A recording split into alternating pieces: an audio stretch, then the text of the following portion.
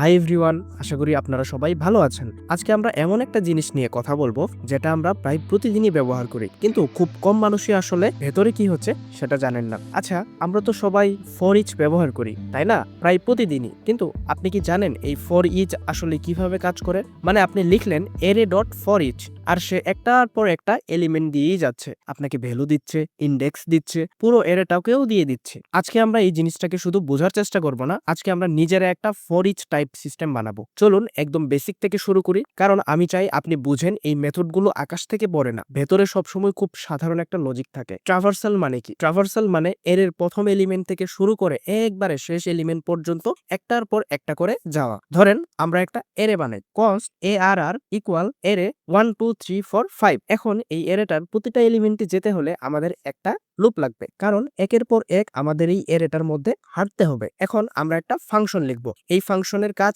একটাই, একটা এরে পাবে, তারপর সেটাকে ট্রাভার্স করবে। তো চলুন লিখছি। প্রথমে আমরা লিখছি ফাংশন ট্রাভার্স এবং প্যারামিটার হিসেবে এ আর আর দিচ্ছি। আমরা ভিতরে এ আর আর নিলাম কেন?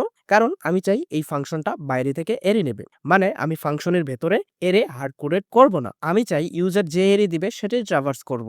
এখানে যেহেতু আমরা এ আর আর হিসেবে একটা এরে পেয়েছি, এবার আমাদের কাজ হলো এই এরেটাকে ট্রাভার্স করা। ট্রাভার্স করতে হলে আমাদের একটা লুপ লাগবেই, কারণ এই এরের মধ্যে আমাদের একের পর এক করে আমাদের যেতে হবে। তাই এখন ফাংশনের ভিতরে আমরা ফর লুপ লিখব। আমি লিখছি for let i is equal 0, i less than array dot length i plus plus. এখন এখানে আই নিলাম কেন? আই হলো ইন্ডেক্স ট্র্যাক করার জন্য, এটা আমরা সবাই জানি। এরের ইন্ডেক্স 0 থেকে শুরু হয়, তাই আমরা শুরু করছি আই ইজ ইকুয়াল 0 দিয়ে, তাই না? এরপর আমরা বলছি I smaller then array dot length, মানে যতক্ষণ পর্যন্ত আই এর লেন্থের থেকে ছোট থাকবে ততক্ষণ পর্যন্ত লুপ চলবে। তারপরে আই প্লাস প্লাস, মানে প্রতিবার এক ধাপ করে সামনে আগাবো, 0 1 2 3 4 এইভাবে আর কি। এখন লুপের ভিতরে আমরা কি করব? আমরা প্রতিবার বর্তমান ইন্ডেক্সের ভ্যালু বের করব। কিভাবে বের করব?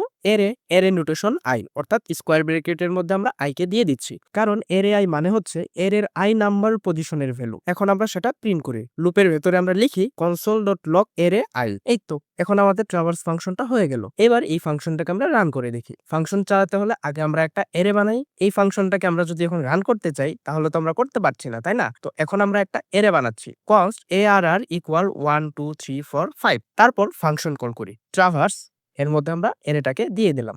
এখন এখানে ট্রাভার্স এরে মানে কি? মানে আমরা ট্রাভার্স ফাংশনকে কল করছি আর আর্গুমেন্ট হিসেবে একটা এরে পাঠাচ্ছি, তাই না? এখন এই ফাংশনের ভেতরে গিয়ে এ আর আর সেই এরেটাই ধরে ফেলবে, তারপর লুপ চালাবে, তারপর একটার পর একটা ভ্যালু প্রিন্ট করবে। তো চলুন দেখি। দেখুন 1 2 3 4 5, ঠিক আছে? এখন পর্যন্ত আমরা শিখলাম কিভাবে ম্যানুয়ালি ট্রাভার্স করা হয়, কিন্তু এবার আসল প্রশ্ন।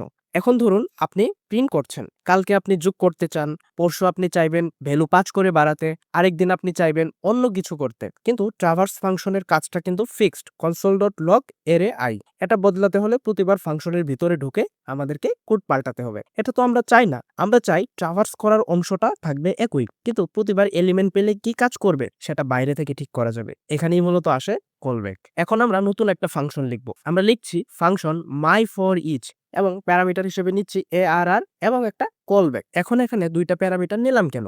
এ আর আর কারণ আমরা একটা এরে ট্রাভার্স করব, কলব্যাক কারণ আমরা চাই কাজটা বাইরে থেকে আসুক। এখন আমরা যেহেতু এরে পেয়েছি, আবার লুপ লাগবে, তাই ফাংশনের ভেতরে লিখি for let i is equal 0, i less than array dot length এবং আই প্লাস প্লাস। এখন লুপের ভিতরে সবচেয়ে গুরুত্বপূর্ণ কাজ কি হবে? আমরা কলব্যাক ফাংশনকে কল করব, কারণ কলব্যাক হলো ইউজার যে কাজটা ঠিক করেছে, তাই লুপের ভিতরে লিখি কলব্যাক এরে আই।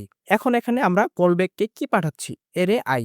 জোস, এখন আমাদের এই সিস্টেমটা দাঁড়িয়ে গেল। ট্রাভার্স মাই ফর ইচ করবে কলব্যাক ফাংশন, আর প্রতিবার কাজ চালাবে কলব্যাক ফাংশন। তো এখন আমরা এটা ব্যবহার করে দেখব। ধরুন আমরা প্রিন্ট করতে চাই, তাহলে কল করব এভাবে, মাই ফর ইচ আমরা আমাদের এআরআর কে দিয়ে দিচ্ছি এবং এখানে আমাদের একটা কলব্যাক ফাংশন দিতে হয়। ফাংশন, এই ফাংশন থেকে আমরা রিসিভ করছি আমাদের বর্তমান ভ্যালুকে, তার জন্য নিচ্ছি ভ্যালু, console.log ভ্যালুকে আমরা দিয়ে দিচ্ছি। এখানে কলব্যাকের ভেতরে আমরা ভ্যালু পেলাম আর সেটাকে আমরা প্রিন্ট করলাম। এবার আমরা আমাদের সিস্টেমটাকে প্রিন্ট করলাম। তো দেখুন আউটপুট আমাদের এই যে দেখতে পাচ্ছেন, বর্তমান ভ্যালুগুলো আমরা পাচ্ছি। এবারে আমরা আমাদের সিস্টেমকে আরেকটু আপগ্রেড করব, কারণ আসল ফর ইচ শুধু ভ্যালু দেয় না, ইন্ডেক্সও দেই, পুরো এরাটাকেও কিন্তু দেই। এখন আমরা কলব্যাক ফাংশন কল করার সময় তিনটা জিনিস পাঠাবো, ভ্যালু, ইন্ডেক্স এবং এরে। এখন আমরা লুপের ভিতরে লিখব এরে আই তো আমাদের আছেই, এবং এর পাশে আমি দিয়ে দিচ্ছি আই কে দিয়ে দিচ্ছি এবং এ আর আর কে আমরা দিয়ে দিচ্ছি। এখানে এরে আই হলো আমাদের ভ্যালু, সেটা আপনারা জানেন, আই হলো ইন্ডেক্স, এরে হলো পুরো এরেটা। এখন আমাদের মাই ফর ইচ একদম বিল্ট ইন ফর ইচ এর মতো হয়ে গেল। এখন যদি আমরা কল করি মাই ফর ইচ, আমাদের এরেটাকে দিয়ে দিলাম এবং আমরা এখানে একটা কলব্যাক ফাংশন লিখলাম এবং এই কলব্যাক ফাংশনের মধ্যে আমরা ভ্যালু নিচ্ছি, ইন্ডেক্স নিচ্ছি এবং এরেকে আমরা নিচ্ছি এবং আমরা console.log লিখলাম, তার মধ্যে আমরা ভ্যালু, ইন্ডেক্স, এরে তাকে আমরা প্রিন্ট করে দিলাম। এখন আমরা যদি আউটপুট দেখি তাহলে একদম বিল্ট ইন ফর ইচ এর মধ্যে আমরা আউটপুট দেখতে পারবো। দেখুন আমরা ভ্যালু পাচ্ছি, ইন্ডেক্স পাচ্ছি এবং আমাদের এরেটাকেও কিন্তু আমরা পাচ্ছি। এখন আমরা মূলত একটা কাজ করি, সেটা হচ্ছে ফর ইচ দিয়ে সাম বের করি। প্রথমে আমরা একটা জায়গায় সামকে রাখবো, লেট সাম ইজ ইকুয়াল 0, তারপরে মাই ফর ইচ ফাংশনকে কল করছি, এখানে আমাদের এরেটাকে দিয়ে দিচ্ছি এবং একটা কলব্যাক ফাংশন দিচ্ছি, সেই ফাংশন থেকে আমি মূলত একটা ভ্যালু পাচ্ছি, তারপর সাম প্লাস ইকুয়াল আমরা আমাদের ভ্যালুটাকে দিয়ে দিচ্ছি এবং শেষে আমরা লিখি console.log সাম। এখানে একটা মজার জিনিস লক্ষ্য করেন, ট্রাভার্সের কোড কিন্তু আলাদা এবং কাজের কোডও কিন্তু আলাদা। আপনি কাজ বদলালে আচরণ বদলে যাবে। এখন আমরা চাই প্রতিটা ভ্যালুকে 5 করে বাড়াতে। এটার জন্য আমাদের ভ্যালু, ইন্ডেক্স এবং এরে তিনটাই লাগবে, কারণ আমরা আপগ্রেড করব। তাই আমি লিখলাম মাই ফাং ফর ইচ, তার মধ্যে আমাদের এরেটাকে দিয়ে দিলাম, কলব্যাক ফাংশন হিসেবে আমি রিসিভ করছি, ভ্যালুকে করছি, ইন্ডেক্সকে করছি এবং এরেকেও করলাম এবং এরে index is equal value plus 5, অর্থাৎ আমাদের বর্তমান ভ্যালুর সাথে 5 কে আমরা যোগ করে দিচ্ছি। এরপর আমরা console.log ARR করছি। এখন যদি আমরা আউটপুট দেখি, দেখুন একদম নতুন ভ্যালু বসে গেছে, 5 করে বেড়েছে। আজকে আপনি শুধু ফর ইচ ব্যবহার শিখলেন না, আজকে আপনি শিখলেন কিভাবে এইটার ভিতরে ডিজাইনটা করা হয়, অর্থাৎ এটা ইমপ্লিমেন্টেশন কিভাবে করা হয়েছে সেই জিনিসটা আপনি বুঝবেন। শেষ পর্যন্ত কিন্তু এটা একটা লুপই, কিন্তু এটি একটি সুন্দরভাবে বানানো যাতে ট্রাভার্সটা একটা সিস্টেম দেয় আর কাজটা ইউজার ঠিক করে কলব্যাক দিয়ে। এখন কিন্তু আর ফর ইচ ব্যবহার করাটা আপনার আর রহস্য থাকবে না। ভিডিওটা যদি আপনার কাজে লাগে তাহলে অবশ্যই একটা লাইক দিন।